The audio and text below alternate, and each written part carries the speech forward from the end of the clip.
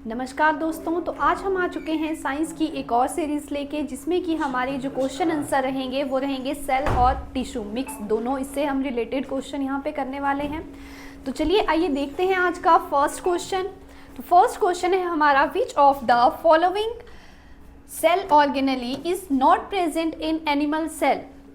निम्नलिखित में से कौन सा कोशिकांग जंतु कोशिका में उपस्थित नहीं होता है। तो ऑप्शंस है आपके पास राइबोसोम, प्लास्टिड्स, लाइसोसोम या फिर माइटोकॉन्ड्रिया।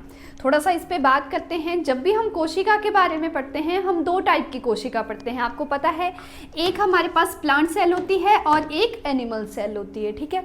और इसके कुछ पार्ट्स होते हैं, कुछ एक पार्ट्स दोनों के कॉमन होते हैं जो दोनों में पाए जाते हैं, और कुछ एक पार्ट्स होते हैं जो इंडिविजुअली अलग अलग एक एक सेल में पाए जाते हैं। जैसे प्लांट सेल में कुछ एक होंगे जो सिर्फ इसी में पाए जाएंगे, और कुछ एक होंगे जो सिर्फ एनिमल सेल में ही पाए जाएंगे, और कुछ होंगे जो दोनों में सेम पाए जाते हैं। तो वही क्वेश्चन आपसे पूछा गया है कि बताओ इन चार में से कौन सा ऐसा कोशिकांग है जो आपका जंतु कोशिका में उपस्थित नहीं होता है, ठीक है। तो अगर हम बात करें सबसे पहले ऑप्शन की, राइबोसोम की, तो राइबोसोम जो है आपका दोनों में पाया जाता है, ठीक है। बात करें हम दूसरे ऑप्शन की, जो कि है हमारे पास प्लास्टिड्स, तो प्लास्टिड में मैं आपको बता दूं ये सिर्फ और सिर्फ पाया जाता है प्लांट कोशिका में, मतलब पादप कोशिका में, प्लांट सेल में।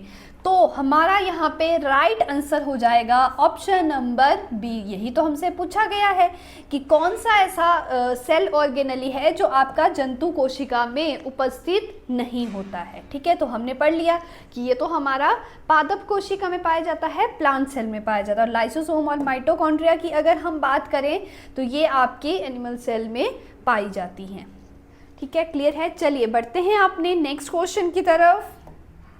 नेक्स्ट क्वेश्चन है, which of the following is the largest cell in the human body. निम्नलिखित में से कौन सी कोशिका मानव शरीर की सबसे बड़ी कोशिका है। अब इससे हमारे जो क्वेश्चन बनते हैं वो तीन चार तरह से बनते हैं। एक तो हम देखते हैं ओवरऑल छोटी बड़ी, एक हम देखते हैं मानव में छोटी बड़ी, और कुछ हम देखते हैं प्रजनन कोशिका में छोटी बड़ी, ठीक है। तो यहाँ पे जो हमारे पास ऑप्शंस हैं हम उसके हिसाब से आंसर करेंगे। तो ऑप्शन है हमारे पास फर्स्ट न्यूरॉन्स, बी है स्पर्म शुक्राणु, सी है ओवम अंडाणु, और डी ऑप्शन है नन ऑफ दीज, इनमें से कोई नहीं। तो क्या पूछा गया है, सबसे बड़ी कोशिका। तो जब बड़ी कोशिका की बात आती है, अगर तीन ऑप्शंस में हम देखें तो ये हो जाएगा आपका right answer option number C, ovum अंडाणु। जो आपका अंडाणु है वो हम लेते हैं सबसे बड़ी कोशिका। ये आती है हमारी किस कैटेगरी में, प्रजनन कोशिका की कैटेगरी में, ठीक है। और छोटी हम इसमें लेते हैं स्पर्म शुक्राणु, ये कैसी है, छोटी। और यहीं पे एक और ऑप्शन दिख रही है आपको, न्यूरॉन्स। न्यूरॉन्स जो होती है ये होती हैं लंबी, ठीक है। समझते हो ना डिफरेंस लंबी और बड़ी में, ठीक है, लंबा बड़ा। तो ये हो जाएगी हमारे पास, ये आपकी लंबी हो गई, ये छोटी होगी, और ये हो गई सबसे बड़ी कोशिका। इसी में अगर हम ओवरऑल आपसे पूछा जाए कि सबसे बड़ी कोशिका, तो सबसे बड़ी हम लेते हैं ऑस्ट्रिच एग, शुतुरमुर्ग का अंडा, और सबसे छोटी हम लेते हैं माइकोप्लाज्मा, ठीक है।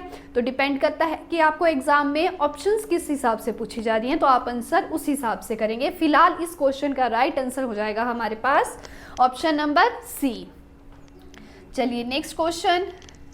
नेक्स्ट है, which of the following is not one of the three main parts of the cell. निम्नलिखित में से कौन सा कोशिका के तीन मुख्य भागों में से एक नहीं है। तो ऑप्शंस हैं वैक्यूल, रिक्तिका, बी है न्यूक्लियस केंद्रक, सी है साइटोप्लाज्म कोशिका द्रव्य, या फिर ऑप्शन डी है सेल मेम्ब्रेन कोशिका झिल्ली, ठीक है।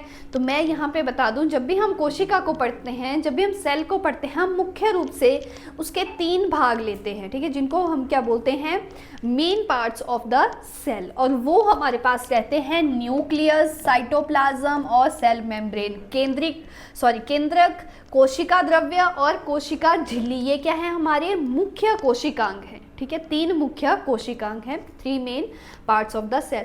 तो क्वेश्चन क्या पूछा गया कि कौन सा नहीं है, तो ऑप्शन हमारे पास क्या बच गई है, ऑप्शन नंबर ए वैक्यूल, रिक्तिका। रिक्तिका हमारा मुख्य पार्ट नहीं है सेल का, कोशिका का, ठीक है।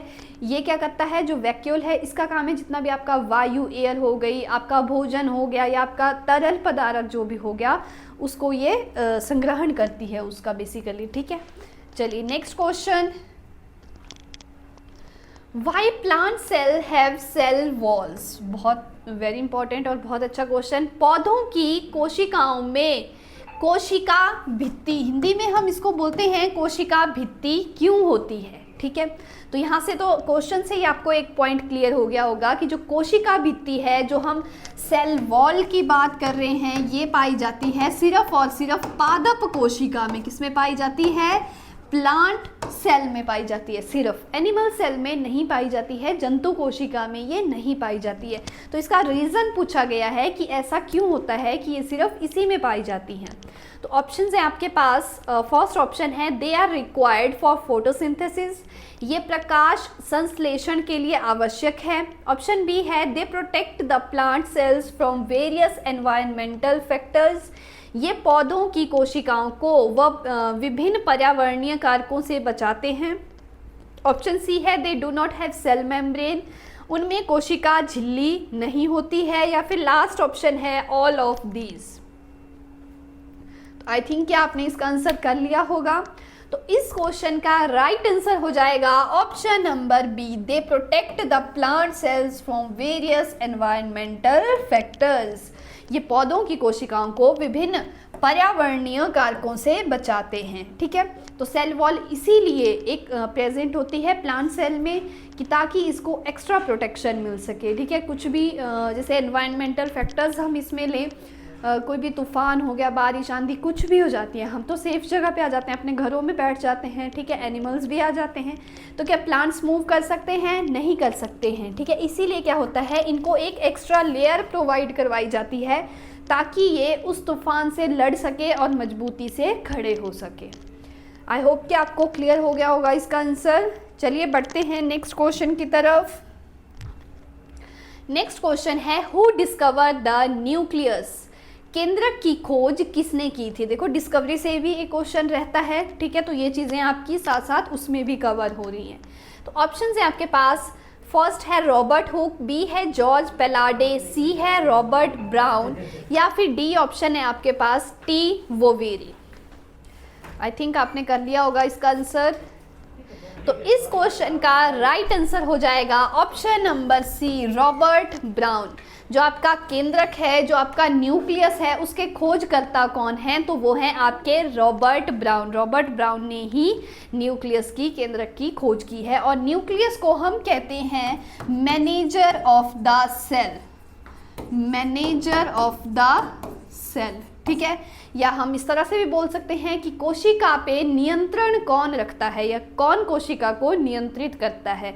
तो कौन करता है, न्यूक्लियस करता है। जैसे ही हमारी बॉडी को सिग्नल कौन देता है, पूरा कौन, अब मैं बोल रही हूँ या आप पढ़ रहे हैं, तो कौन डायरेक्ट कर रहा है हमारी बॉडी को, ब्रेन कर रहा है, सिग्नल वही दे रहा है। सेम आपका कोशिका का पूरा चीज़ ऑल ओवर कौन देखता है पूरा, तो वो देखता है न्यूक्लियस, केंद्रक देखता है, ठीक है। चलिए बढ़ते हैं नेक्स्ट क्वेश्चन की तरफ। What are colorless plastid called, ठीक है। तो रंगहीन प्लास्टिड को क्या कहते हैं। सबसे पहले तो ये जो प्लास्टिड है, प्लास्टिड आपके पाए जाते हैं सिर्फ और सिर्फ पादप कोशिका में पाए जाते हैं, प्लांट सेल में ये पाए जाते हैं। अब इनका मुख्य काम क्या है प्लांट सेल में, एक तो हम देखते हैं कि जैसे हमारी जो पत्तियां होती हैं उनका जो ग्रीन कलर होता है, प्लस आपके जैसे जो फ्रूट्स हो गए, आपके फ्लावर्स हो गए, फूल वगैरह हो गए, उनका भी अलग अलग कलर होता है, ठीक है। या फिर कहीं फूड्स स्टोर करना है आपके प्लांट्स में, तो वो सारी चीज़ें कौन देखता है, प्लास्टिड देखता है। प्लास्टिड आपका मुख्य रूप से 3 भागों में हम इसको विभाजित करते हैं। तो वही पूछा गया है कि रंगहीन प्लास्टिड को क्या कहते हैं। ऑप्शन है आपके पास ल्यूकोप्लास्ट, बी है क्रोमोप्लास्ट, या फिर ऑप्शन नंबर सी क्लोरोप्लास्ट, या फिर option number D all of these. तो इस क्वेश्चन का राइट आंसर हो जाएगा ऑप्शन नंबर ए ल्यूकोप्लास्ट। जो आपके ल्यूकोप्लास्ट होते हैं ये कैसे होते हैं, रंगहीन होते हैं, कलरलेस होते हैं। इनका मुख्य काम क्या है, जितना भी भोजन है, जितना भी फूड है, उसको स्टोर करना, उसका संग्रहण करना, ठीक है। अगर हम बात करें आपके यहाँ पे क्रोमोप्लास्ट की, तो बेसिकली ये रिस्पॉन्सिबल होते हैं आपके फ्रूट्स हो गए, आपके फ्लावर्स हो गए, इनको ये कलर प्रोवाइड करवाते हैं। और ये बेसिकली कलर्ड होते हैं, ये बोल सकते हैं कि कैसे होते हैं, ये कलर्ड होते हैं, रंगीन होते हैं नेचर में, ठीक है। अब देखो कोई पर्टिकुलर कलर तो नहीं होता है, क्या किसी फ्लावर का हमने देखा दुनिया में एक ही तरह के हैं? नहीं। क्या हमने देखा कि कोई फ्रूट है बस उसी की तरह सारे फ्रूट हैं दुनिया में? नहीं, सबके अपने अलग अलग कलर होते हैं, ठीक है। तो बेसिकली ये कैसे होते हैं? कलरफुल होते हैं, रंगीन होते हैं, ठीक है। और इनका अपना कोई भी रंग नहीं होता है, कलरलेस होते हैं। लास्ट हमारे पास बचती है ऑप्शन क्लोरोप्लास्ट। ये बेसिकली होते हैं ग्रीन कलर के, ठीक है। और इसका जो मुख्य काम है वो है जितनी जो पत्तियां हैं पौधे की उसको हरा रंग प्रदान करना।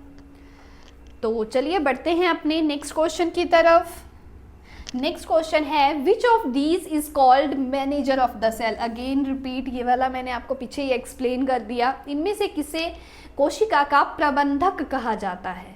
तो ऑप्शन है माइटोकॉन्ड्रिया, वैक्यूल्स, न्यूक्लियस या फिर प्लाज्मा मेम्ब्रेन। तो इस क्वेश्चन का राइट आंसर हो जाएगा ऑप्शन नंबर सी, न्यूक्लियस केंद्रक। केंद्रक को क्या कहते हैं हम? मैनेजर ऑफ द सेल कहते हैं, बिकॉज ये पूरा जो काम है उसको मैनेज करता है, सबके कामों को देखता है कि सारे प्रॉपर अपना काम कर रहे हैं या नहीं, ठीक है। इसी में हम बात करें तो माइटोकॉन्ड्रिया को कहते हैं power house of the cell, ठीक है। और प्लाज्मा मेम्ब्रेन आपको पता है कि ये क्या होती है? कोई भी कोशिका है, इसका जो बाहरी आवरण या हमें कह सकते हैं जो इसकी आउटर लेयर होती है उसको हम क्या कहते हैं? प्लाज्मा मेम्ब्रेन कहते हैं, ठीक है। अब देखो कोई भी चीज़ें अगर सेल के अंदर आ रही हैं, जा रही हैं, से हर कोई तो नहीं अंदर जा सकता, कोई भी चीज़ बाहर ऐसे ही नहीं आ सकती। तो उस चीज़ का पूरा जो ओवरऑल उसको देखता है वो देखता है आपका प्लाज्मा मेम्ब्रेन, प्लाज्मा झिल्ली या कोशिका झिल्ली भी हम इसको बोलते हैं, ठीक है, कि कौन सी चीज़ें अंदर आएगी, कौन सी चीज़ें कोशिका से बाहर आएंगी। या आप एक्सचेंज ऑफ गैसेस भी इसमें हम ले सकते हैं। चलिए next question, what is the cell wall of bacteria made of. Bacteria की कोशिका भित्ति किससे बनी होती है? तो ऑप्शंस है आपके पास सेल्यूलोज, सिलिका, पेप्टिडोग्लाइकेन या फिर स्टेरॉइड, ठीक है। अभी हमने पीछे एक पॉइंट डिस्कस किया सेल वॉल से रिलेटेड कि ये पाई जाती है प्लांट्स में, पौधों में पाई जाती हैं, ठीक है।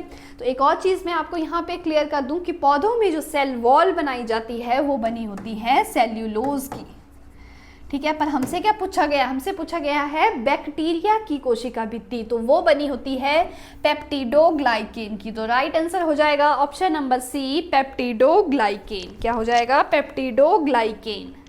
चलिए बढ़ते हैं नेक्स्ट क्वेश्चन की तरफ। नेक्स्ट क्वेश्चन है the double membrane bound organelle is. दोहरी झिल्ली से घिरा अंग कौन सा है? तो ऑप्शंस हैं आपके पास राइबोसोम, लाइसोसोम, गोल्जी अपैरेटस या फिर माइटोकॉन्ड्रिया। दोहरी झिल्ली का मतलब है, हमने अभी क्या बोला, ये कोई सेल है, मान लो बाहर क्या होती है? एक झिल्ली होती है, ठीक है। पर कुछ एक पार्ट कोशिका के ऐसे होते हैं जिनमें दोहरी झिल्ली पाई जाती है, जैसे आपका न्यूक्लियस है, केंद्रक है, उसमें भी कैसी होती है? दोहरी झिल्ली पाई जाती है। तो इनमें से आपने बताना है कि किस में इस तरह की दोहरी झिल्ली पाई जाती है, ठीक है। ये क्या है? सेल, और ये क्या है? बाहर आउटर लेयर्स है। तो आई थिंक कि आपने इसका आंसर कर लिया होगा। तो इस क्वेश्चन का राइट आंसर हो जाएगा option number D, mitochondria. Mitochondria हो गया आपका, न्यूक्लियस हो गया, ये कैसे हैं? दोहरी झिल्ली वाले अंग हैं, डबल मेम्ब्रेन पार्ट है। चलिए नेक्स्ट क्वेश्चन की तरफ। Which of the following is also called as suicide bag? निम्नलिखित में से किसे आत्महत्या की थैली भी कहा जाता है? तो ऑप्शंस हैं आपके पास माइटोकॉन्ड्रिया, लाइसोसोम, गोल्जी बॉडी या फिर राइबोसोम। तो इस क्वेश्चन का राइट आंसर हो जाएगा ऑप्शन नंबर बी, लाइसोसोम, ठीक है।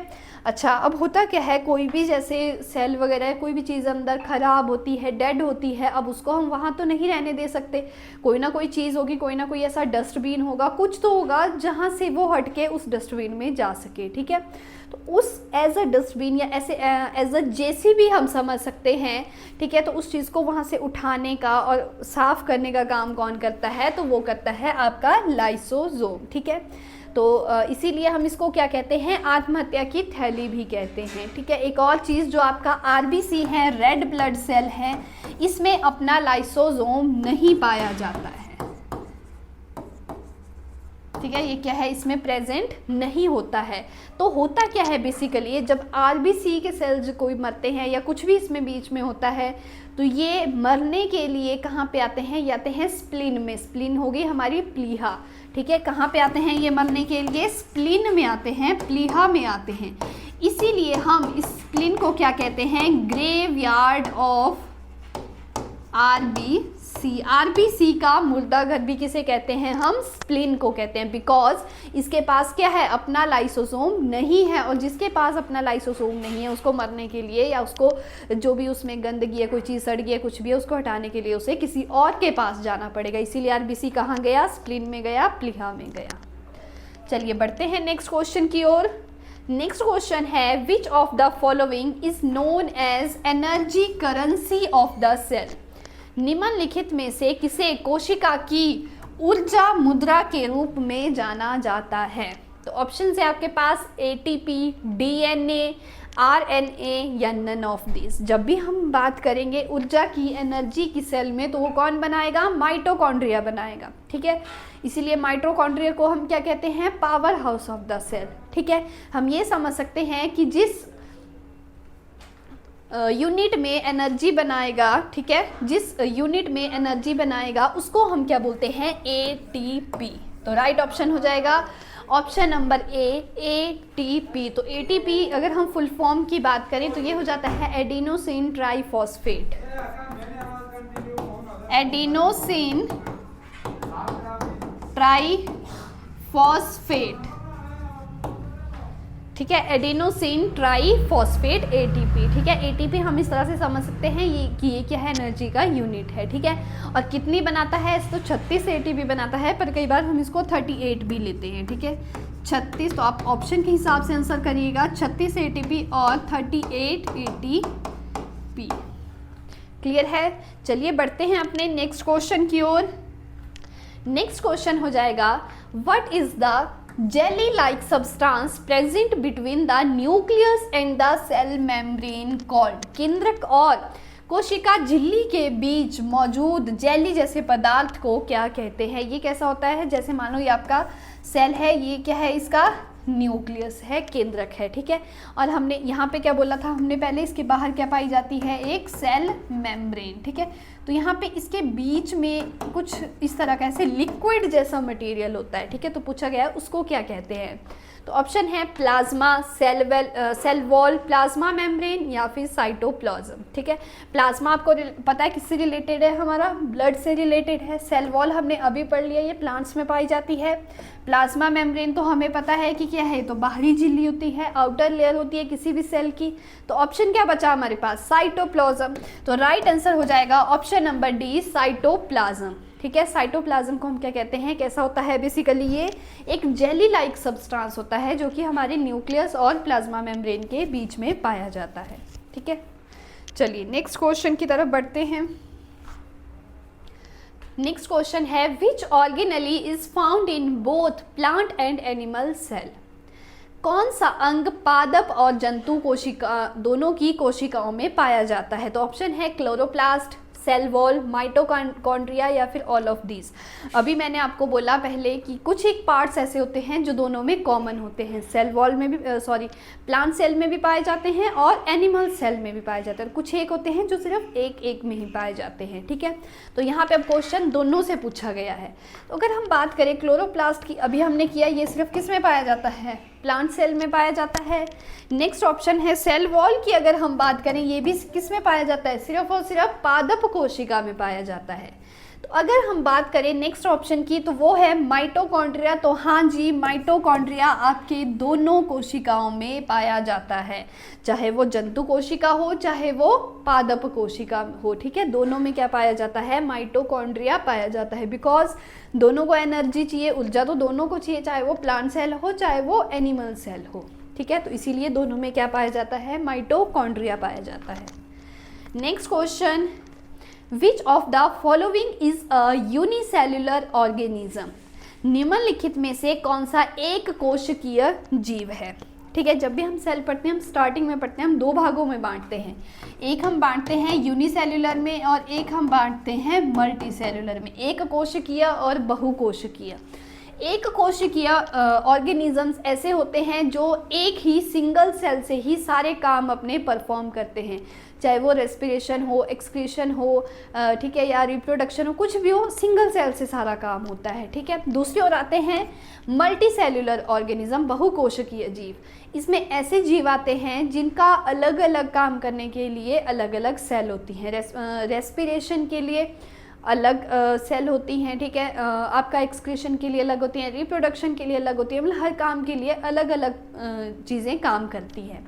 तो यहाँ पे हमसे पूछा गया है। और हाँ, एक और बात, मल्टी की अगर हम बात करें, बहुकोशिकीय की बात करें, तो इसमें आते हैं हम लोग आपको पता है हम किस में आते हैं, एनिमल्स में। एनिमल्स हो गए, प्लांट सेल्स हो गई, ये किस में आती हैं, मल्टी सेल्यूलर में आती हैं, बहुकोशिकीय में आती हैं।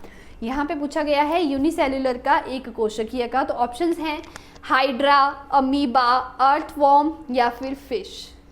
तो इस क्वेश्चन का राइट आंसर हो जाएगा ऑप्शन नंबर बी, अमीबा। तो अमीबा क्या है आपका, यूनिसेल्यूलर ऑर्गेनिज्म है, एक कोशिकीय जीव है। चलिए बढ़ते हैं अपने नेक्स्ट क्वेश्चन की तरफ। नेक्स्ट क्वेश्चन है The organelle that stores water and nutrients in plant cell is, पौधे की कोशिका में जल और पोषक तत्वों को संग्रहित करने वाला अंग कौन सा है? तो ऑप्शंस है आपके पास क्लोरोप्लास्ट, राइबोसोम, वैक्यूल या फिर माइटोकॉन्ड्रिया, ठीक है।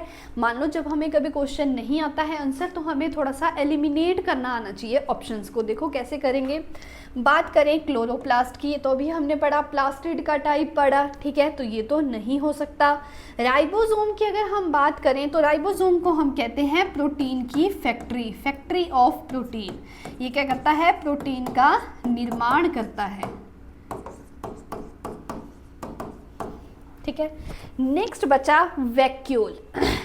तो जी मैंने वैसे पहले भी थोड़ा सा ये बता दिया है आपको, पीछे भी आया था हमारा ये वाला पॉइंट। तो वैक्यूल क्या करता है आपका, कोई भी अगर हम कोशिका की बात करें, बेसिकली पौधे की कोशिका की बात करें, तो उसमें जितना भी आपका वाटर हो गया, पोषक तत्व, फूड हो गया, ठीक है, जितना भी लिक्विड मटेरियल है, तरल पदार्थ है, ठीक है, उसको उसका संग्रहण करता है, उसको स्टोर करता है। तो इस क्वेश्चन का राइट आंसर हो जाएगा ऑप्शन नंबर सी, वैक्यूल।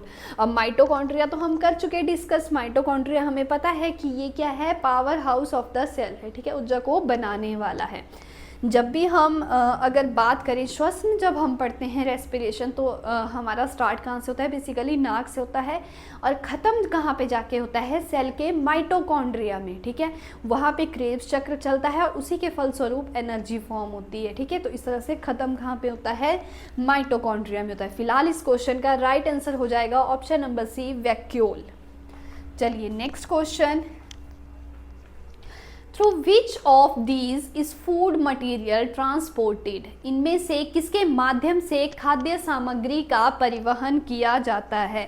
अब हम पहुंच चुके हैं यहाँ पे टिश्यू से रिलेटेड क्वेश्चन से। अब तक हमने सेल से रिलेटेड किए, अब हम नेक्स्ट करेंगे उत्तक, टिश्यू से रिलेटेड क्वेश्चंस।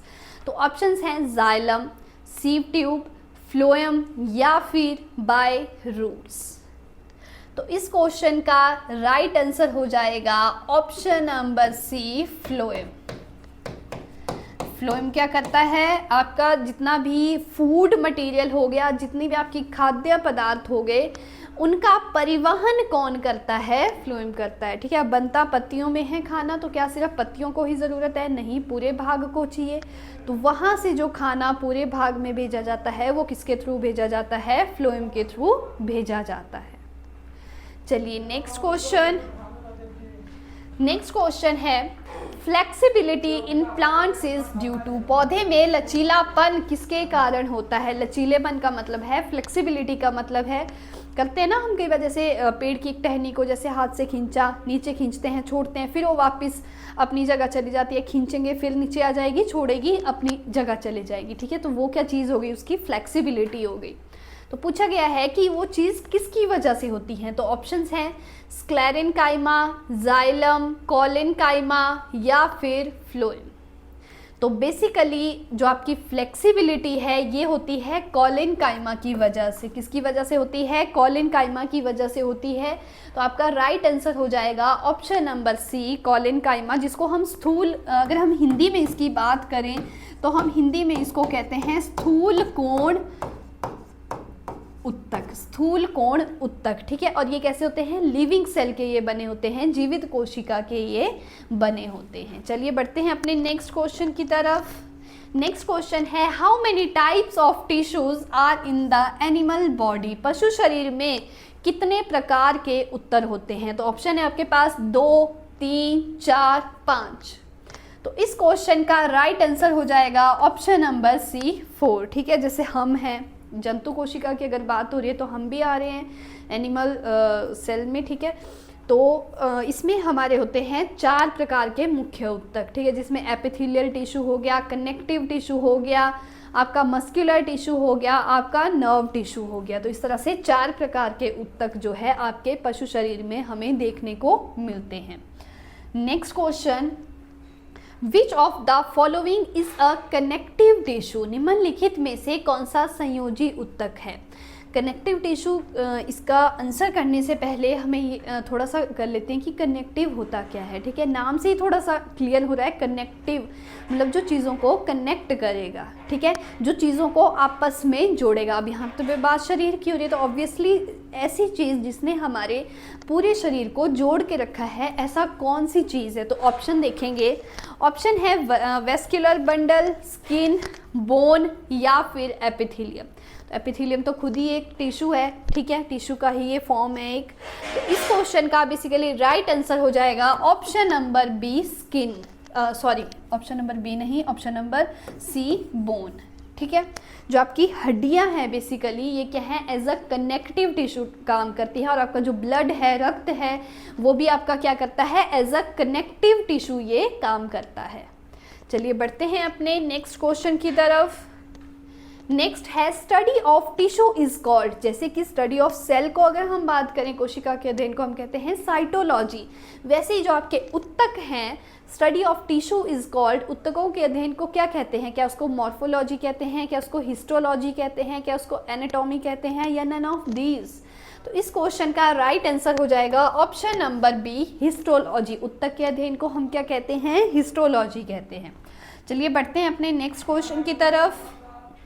नेक्स्ट क्वेश्चन है husk of coconut is made of. नारियल का छिलका किससे बना होता है? नारियल सबने देखा है ना, बाहर से कितना हार्ड होता है, ठीक है। तो वही पूछा गया है कि वो इसमें से किसका बना होता है? क्या वो जाइलम का बना होता है, क्या वो फ्लोएम का बना होता है, क्या वो स्क्लेरेनकाइमा का बना होता है, या फिर वो कॉलिनकाइमा का बना होता है, ठीक है। देखो अगर हम बात करें जाइलम और फ्लोएम की, तो बेसिकली इनका जो मुख्य रूप से काम है, एक का है भोजन का परिवहन करना और एक का है पानी का परिवहन करना, ठीक है, जल का परिवहन करना। बचे 2 ऑप्शन, स्क्लेरेनकाइमा, कॉलिनकाइमा। कॉलिनकाइमा अभी हमने पीछे कर लिया, फ्लेक्सिबिलिटी के लिए रिस्पॉन्सिबल है। तो आंसर क्या बच गया हमारे पास? Option number C, sclerenchyma. तो इस क्वेश्चन का राइट आंसर हो जाएगा ऑप्शन नंबर सी, स्क्लेरेनकाइमा, ठीक है, जिसको कि हम दृढ़ोत्तक भी बोलते हैं हिंदी में, दृढ़ोत्तक, ठीक है।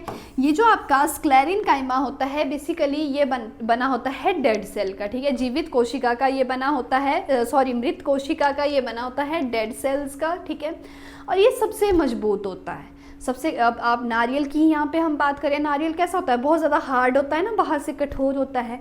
तो ये जो आपका बेसिकली स्क्लेरेनकाइमा है ये कैसे बना होता है? एक तो डेड सेल हमने डिस्कस किया, प्लस ये क्या होता है? बहुत ज़्यादा मजबूत होता है, स्ट्रॉन्ग होता है।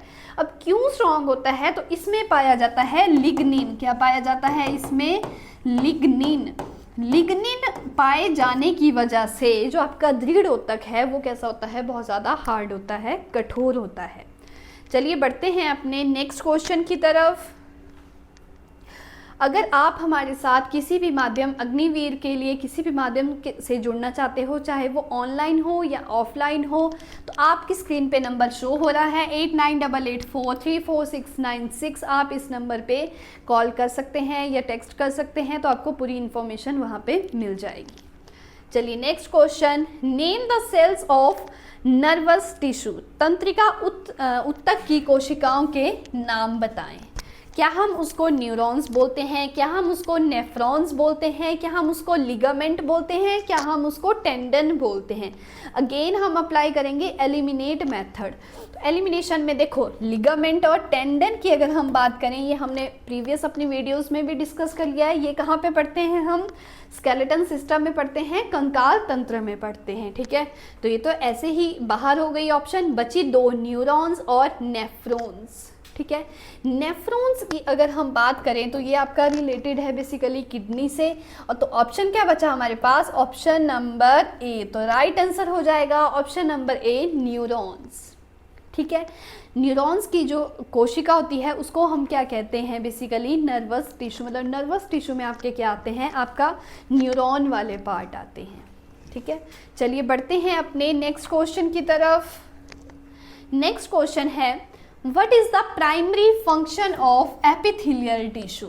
उपकला उत्तक का प्राथमिक कार्य क्या है। तो ऑप्शन है आपके पास movement, protection and secretion, support and structure, signal transmission.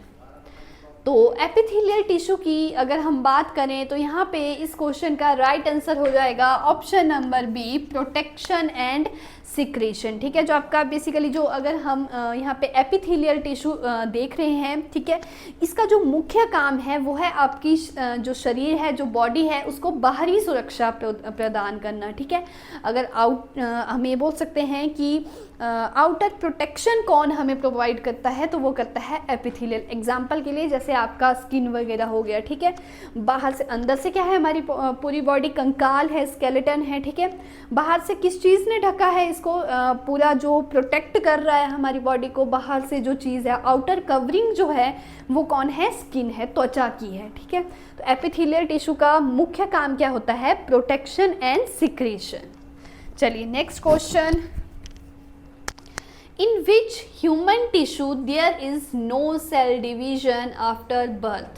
मानव शरीर के किस उत्तक में जन्म के बाद कोशिका विभाजन नहीं होता है। अरे अब तक तो हम पढ़ते आ रहे थे कि जो सेल है हमारे शरीर में बहुत सारी कोशिकाएं पाई जाती है, निरंतर विभाजन हो रहा है। अब हमारे पास उल्टा पूछ लिया है कि ऐसी कौन सी कोशिका है जिसमें डिवीजन नहीं होता है, विभाजन नहीं होता है। तो ऑप्शन है स्केलेटन, नर्व, जनरेटिन, मैट्रिक्स।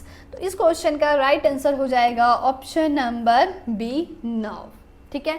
तो जो हमारा नर्व्स हैं, ठीक है, बेसिकली इसमें क्या होता है, कोई भी कोशिका विभाजन जब जन्म हो जाता है तो इसके बाद इसमें कोई भी सेल नहीं बनते हैं, ठीक है, कोई भी इसमें सेल डिवीजन नहीं होता है। चलिए बढ़ते हैं अपने नेक्स्ट क्वेश्चन की तरफ, जो कि है हमारा आज का लास्ट क्वेश्चन। तो वो है, what is collagen protein in. Collagen protein क्या है, क्या ये नर्वस टिश्यू का एग्जाम्पल है, क्या ये कनेक्टिव टिश्यू का एग्जाम्पल है, क्या ये एपिथेलियम टिश्यू का एग्जाम्पल है, या फिर ये मस्कुलर टिश्यू का एग्जाम्पल है, ठीक है। बेसिकली पूछा गया है कि इनमें से किसका एग्जाम्पल जो है वो कोलेजन प्रोटीन है। तो इस क्वेश्चन का राइट आंसर हो जाएगा option number B, connective tissue, ठीक है। कनेक्टिव टिश्यू संयोजी उत्तक का ही एक प्रकार या एक उदाहरण है आपका कोलेजन प्रोटीन। तो इसी के साथ हमारी आज की ये सीरीज़ यहीं पे ख़त्म होती है। बाकी मिलेंगे एक नई सीरीज़, एक नए MCQ के साथ। तब तक के लिए जय हिंद।